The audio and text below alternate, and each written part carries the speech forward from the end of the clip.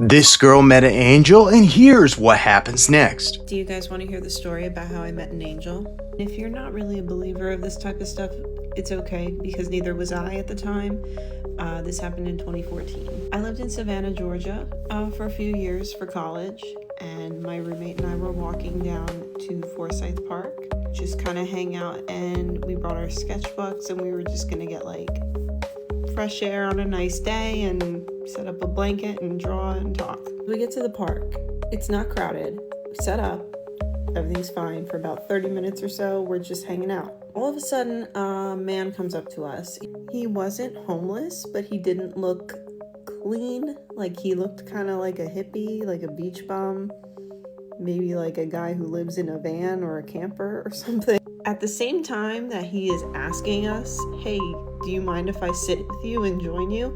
He's already sitting down. My immediate reaction is like, what in the world? Sidebar here, at 20 years old, I was not very welcoming and friendly to people. I had a bit of a chip on my shoulder and definitely didn't want to be approached. And my roommate is being a little more welcoming than I am. And so she's like, oh, okay, yeah, sure. He sees that I have my sketchbook and he says to me, can I see your sketchbook? So he's flipping through my sketchbook. Now, my artwork at this time was very rooted in darker subject matter. I've always liked spooky stuff and like weird, creepy things. And that was reflected a lot in my art. It's like, this is really dark. And I'm like, okay, well, it's not for everybody. And he's like, he hands it back to me and he goes, you know, this isn't really you, right? I'm so, what? He's like, this, like motioning to my artwork. He's like, this is not who you are. And I said, what are you talking about? He's like, because this is not who you are. This is not you. You're not meant for this. And I took it so wrong. I was like, you're offending me.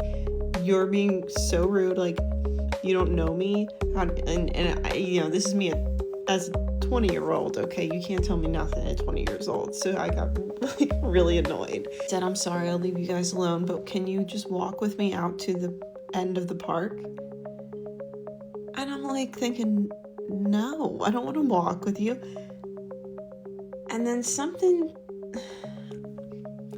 I don't know, something said, okay, fine, man, we'll walk you out, right? So we walk him to the edge of the park where like now the street and everything is. And he turns to me. Now, mind you, he has not spoken to my roommate this entire time. He didn't ask to see her artwork. He didn't give her life advice. Like, he said hello to her and that was it. He turns to me before he leaves and puts his arms out open. Like he wants a hug.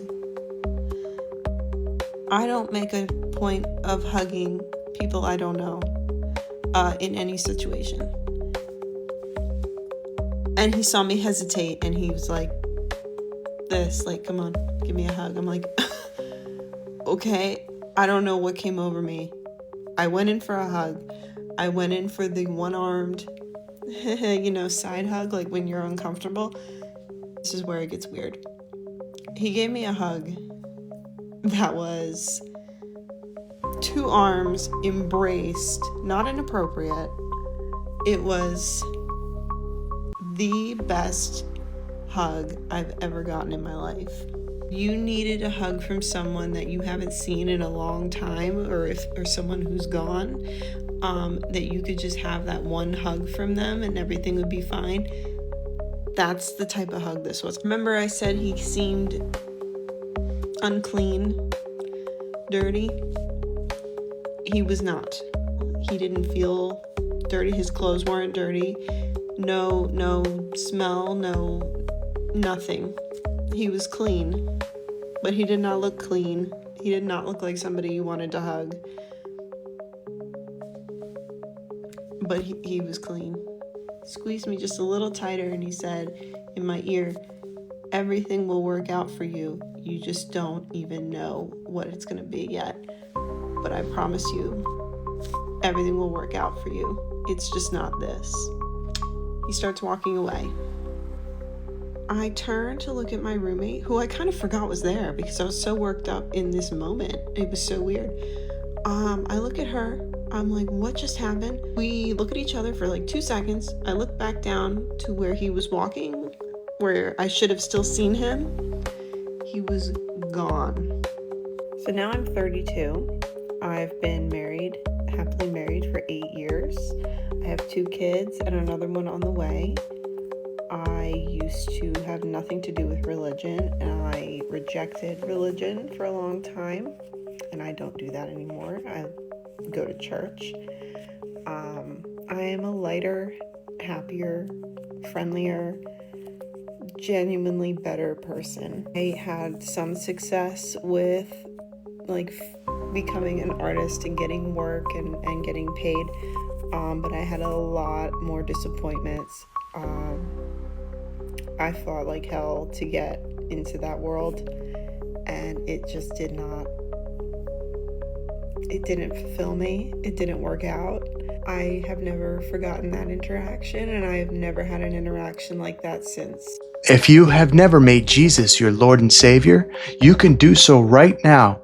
Go ahead and watch the video that appears above on the screen.